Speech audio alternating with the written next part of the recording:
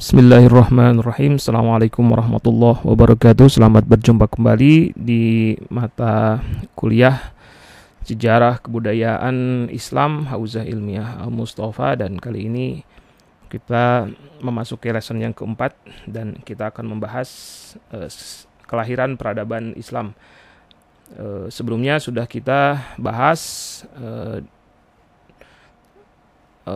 definisi dan juga signifikansi dari sejarah. Kemudian kita sudah membahas apa itu yang dimaksud dengan kebudayaan dan apa itu yang disebut dengan peradaban. Dan kemudian di pertemuan sebelumnya kita sudah membahas apa itu Islam, yang masuk sebagai salah satu kata di dalam mata kuliah kita ini. Dan sekarang kita masuk ke pembahasan mengenai kelahiran peradaban Islam. Nah, kemunculan peradaban Islam itu ditandai dengan pengutusan Muhammad Shallallahu Alaihi Wasallam sebagai nabi terakhir. Di sisi lain, kelahiran Nabi Muhammad Shallallahu Alaihi Wasallam sendiri telah diramalkan oleh berbagai kitab suci. Ya, apa yang diramalkan oleh kitab suci itu bisa disebut sebagai ramalan atas kemunculan peradaban Islam. Jadi ini penting, sebagaimana yang sudah kita bahas di pertemuan sebelumnya, bahwa yang dimaksud dengan Islam dalam kata atau dalam frasa sejarah kebudayaan dan peradaban Islam di sana merujuk kepada ajaran yang dibawa oleh Rasulullah Shallallahu Alaihi Wasallam, sehingga ketika Rasul lahir dan kemudian akhirnya mengajarkan Islam, itu adalah masa ketika peradaban Islam itu lahir. Jadi kelahiran peradaban Islam seiring dengan kelahiran Rasulullah yang berpuncak kepada ketika Rasulullah SAW menerima wahyu dan menyampaikannya kepada umatnya di saat itu. Nah, kita lihat apa yang terjadi atau apa yang diramalkan oleh kitab-kitab terdahulu terkait dengan kemunculan peradaban Islam atau terkait dengan kelahiran Rasulullah SAW. Yang pertama adalah kita akan melihat apa yang ada dalam di kitab Bible bagian Kejadian bab 21 pasal 17 ayat 21 yang bercerita tentang seorang budak perempuan yang dinikahi oleh Ibrahim. Budak itu melahirkan seorang anak bernama Ismail. Saat berada dalam pembuangan di sebuah padang tandus bernama Paran atau Mekah, budak perempuan itu mendapatkan kabar gaib bahwa keturunan dari anaknya itu akan muncul. Keturunan dari anaknya itu akan muncul cikal bakal suatu bangsa yang besar, satu peradaban yang besar. Di bagian lain kitab Bible, kitab Ulangan pasal 33 ayat 2, nama padang Paran kembali disebut-sebut. Dikatakan bahwa Tuhan telah datang dari bukit Sinai, terbit lagi di Seir, lalu terlihat gemerlapan seperti cahaya di gurun Paran. Itu ada di sana disebutkan di Deuteronomi 33 pasal 33 ayat 2. Ini ada yang dimaksud, ada yang disebut dengan Sinai dulu, kemudian dan ada Seir, ada Paran. Dan sejarah mencatat bahwa Sinai adalah Bukit Tursina, tempat Nabi Musa mendapatkan 10 perintah Tuhan. Di bukit itulah kemudian Musa diangkat menjadi nabi dan memimpin Bani Israel menorehkan peradaban besar. Kita tahu bahwa umat Nabi Musa ini sampai sekarang itu menjadi umat yang cukup penting, atau sepanjang sejarah juga menjadi penting, dan sampai sekarang kita tahu bahwa orang-orang Yahudi itu adalah orang-orang yang saat ini bisa dikatakan menguasai teknologi, menguasai ilmu pengetahuan, menguasai ekonomi, walaupun tentu saja dengan segala macam kekontroversialan mereka. Yang jelas di sini poin pentingnya adalah bahwa umat Nabi Musa itu adalah umat yang sangat besar. Dan Nabi Musa itu menerima atau memulai proses pembangunan peradaban dari orang-orang Yahudinya itu bermula dari Bukit Sinai atau Bukit Tursina, yang disebutkan di dalam kitab tersebut bahwa itu adalah kemunculan cahaya Tuhan atau kemunculan Tuhan sebagai cahaya yang pertama itu di Bukit Sinai. Dan kemudian yang berikutnya adalah Seir. Seir itu adalah tempat tanaman tumbuh dengan subur, tempat buah tin hingga zaitun berlimpah ruah. dan itu adalah tanah Palestina, tanah kelahiran Nabi Isa Al-Masih. Isa Al-Masih lalu memiliki pengikut yang sangat besar dari barat hingga timur sampai sekarang. Dan kalau dari sisi jumlah penganut Kristiani atau Kristen itu sekarang ini menjadi yang terbesar di dunia, ya. Islam itu berada di nomor 2 dari sisi jumlah. Kemudian yang disebut dengan Paran. Paran itu apa? Paran itu adalah sebuah gunung di sekitar kota Mekah. Jadi Mekah adalah salah satu lembah tandus tak berpenghuni yang ada di sekitar kawasan yang saat itu dikenal lebih dikenal dengan nama Paran. Ramalan Bible itu tentu saja merujuk kepada bangsa besar yang dibangun dari kota Mekah, yaitu peradaban Islam.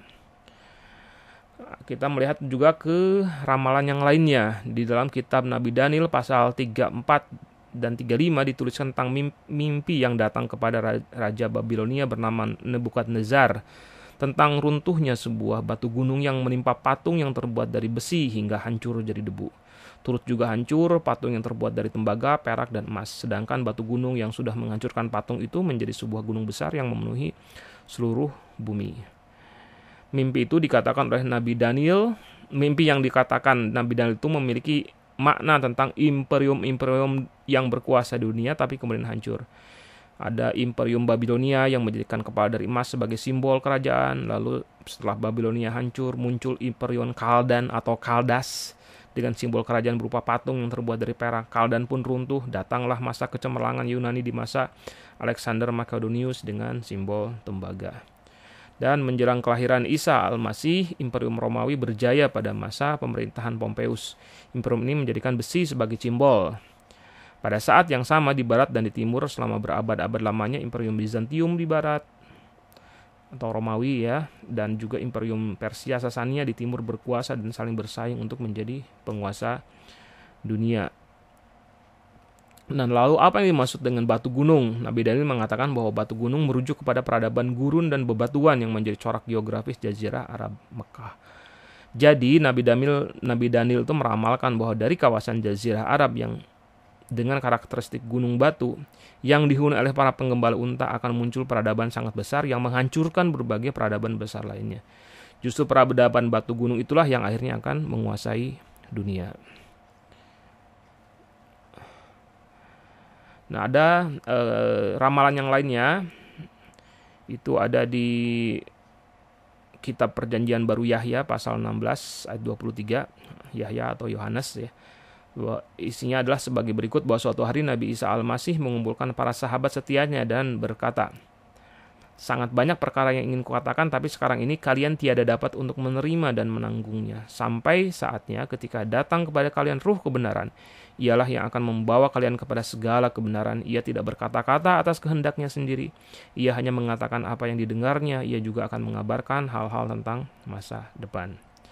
Ribuan tahun sebelumnya, Nabi Musa mengabarkan hal yang sama, itu terkait dengan ruh kebenaran itu, ya. Tertulis dalam kitab Ulangan pasal 18 ayat 18. Firman Tuhan kepada Musa bahwa di akhir masa aku kelak akan menjadikan bagi mereka itu seorang nabi yang berasal dari di antara saudaranya. Nabi itu seperti engkau, aku akan memberi segala firmanku dalam mulutnya dan ia pun akan mengatakan kepadanya segala yang kusuruh akan dia. Para pengikut Isa Al-Masih awalnya mengira bahwa yang dimaksud dengan nabi dalam kata-kata Musa itu adalah Al-Masih. Tetapi Al-Masih sendiri malah mengabarkan bahwa perkara yang berat itu akan disampaikan oleh seorang lain bernama Ruh Kebenaran. Dan manusia mulia yang dimaksud oleh Isa alaihissalam itu adalah Rasulullah Shallallahu Alaihi Wasallam. Di dalam surah An-Najm, ya, di sana disebutkan wa ma yantiqu anil hawa in huwa wahyun yuha, ya, bahwa dia Rasulullah itu tidak berkata-kata dari hawa nafsunya. Jadi yang dia sampaikan hanyalah kebenaran saja, kecuali hanya kata-kata yang berasal dari wahyunya saja. Nah, ini ada peristiwa aneh di tahun 571 Masehi. Ya, kita langsung merujuk kepada merefresh kembali gitu apa yang terjadi di tahun 571 Masehi, yaitu peristiwa kelahiran Rasulullah Shallallahu Alaihi Wasallam. Gunung Parandan, peradaban batu gunung yang dikisahkan dalam berbagai kitab suci itu selama berabad-abad lamanya tidak menunjukkan adanya peradaban. Lalu pada tahun 571 Masehi terjadi banyak peristiwa aneh. Di Mekah muncul cahaya terang yang bisa dilihat sampai ke Syam. Patung-patung berjatuhan, api Majusi padam, danau Saveh surut, dan tembok-tembok istana Kisra retak tanpa sebab. Semua kitab suci Samawi menyatakan bahwa itu adalah pertanda bahwa telah lahir seorang manusia yang akan membangun peradaban besar di dunia. Berbagai peristiwa aneh itu memang menandai kelahiran Rasulullah Shallallahu Alaihi Wasallam, keturunan Nabi Ismail. Rasulullah terlahir sebagai anak yatim dan ia dipelihara oleh ibundanya Aminah. Ketika Aminah wafat saat Rasulullah berusia 6 tahun. Rasulullah Shallallahu Alaihi Wasallam diasuh oleh kakeknya yaitu Abdul Muthalib. Di usia 9 tahun kakeknya pun wafat dan Rasulullah diasuh oleh pamannya yaitu Abu Thalib. Sejak masih anak-anak hingga remaja, Rasulullah SAW dikenal sebagai orang yang berakhlak sangat mulia. Ia orang yang terpercaya, sabar menjalani kehidupan yang sederhana, tidak takut ancaman, tidak egois, tidak pernah berbohong, mudah tersentuh dengan penderitaan orang miskin, tak pernah melakukan maksiat di tengah-tengah masyarakat. Jadi beliau dikenal sebagai orang yang memiliki akhlak yang sangat mulia di tengah-tengah masyarakat. Jauh sebelum Rasulullah menyatakan diri atau muncul di tengah-tengah masyarakat mendakwahkan ajaran Islam. Rasulullah dikenal sebagai orang yang memiliki akhlak yang mulia. A'udzubillahi minasyaitonirrajim. Wa innaka la'ala khuluqin azim. Ada di dalam surah Nun ayat 4. Rasulullah Shallallahu Alaihi Wasallam juga dikenal sebagai orang yang tak pernah belajar baca tulis. Karenanya beliau tak pernah membaca kitab apapun termasuk kitab suci. Rasulullah Shallallahu Alaihi Wasallam tak pernah membaca syair apalagi membuat syair.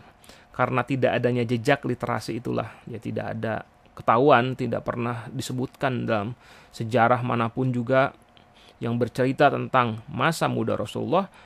Tidak ada bahwa Rasulullah itu pernah belajar apapun juga, buat syair, membaca kitab, atau membaca syair, menghadiri kelas misalnya. Kalau kan saat itu juga ada perkumpulan-perkumpulan ya orang-orang baca tulis gitu. Nah, karena tidak adanya jejak literasi itulah maka Rasulullah disebut sebagai seorang yang ummi. Kelak posisinya sebagai seorang yang ummi itu malah menjadi salah satu mukjizat beliau, karena beliau yang tak pernah belajar baca dan tulis itu justru bisa menyampaikan kalimat-kalimat yang indah dan memiliki ajaran kehidupan yang sangat tinggi dalam bentuk Al-Quran dan juga hadis yang beliau sampaikan kepada umatnya. Aktivitas sehari-hari Rasulullah Shallallahu Alaihi Wasallam selain banyak beribadah di Masjidil Haram adalah menggembala dan juga berdagang. Karena kejujuran dan sifat-sifat baik yang ditunjukkannya selama bekerja, itulah Rasulullah Shallallahu Alaihi Wasallam kemudian dilamar oleh saudagar kaya di Mekah bernama Sayyidah Khadijah. Di usia 25 tahun Rasulullah menikahi Sayyidah Khadijah. Menjelang usia 40 tahun Rasulullah Shallallahu Alaihi Wasallam sering menyepi atau berkhalwat. Istilahnya juga bertahannuts, istilah lainnya, di pegunungan di sekitar Mekah. Tempat yang paling sering dikunjunginya adalah Jabal Nur. Hal itu dilakukan oleh Rasulullah Shallallahu Alaihi Wasallam terkadang sampai sebulan penuh. Rasulullah berkhalwat untuk melakukan perenungan atas berbagai masalah sosial di Mekah.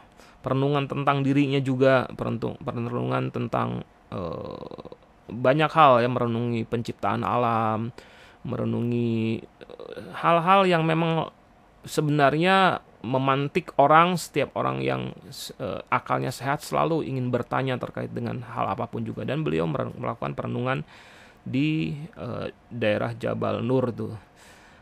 Di tempat khalwat itulah, tepatnya di Gua Hira, Rasulullah Shallallahu Alaihi Wasallam menerima wahyu yang pertama. Itulah yang bisa saya sampaikan terkait dengan ramalan atas lahirnya peradaban Islam. Assalamualaikum warahmatullahi wabarakatuh.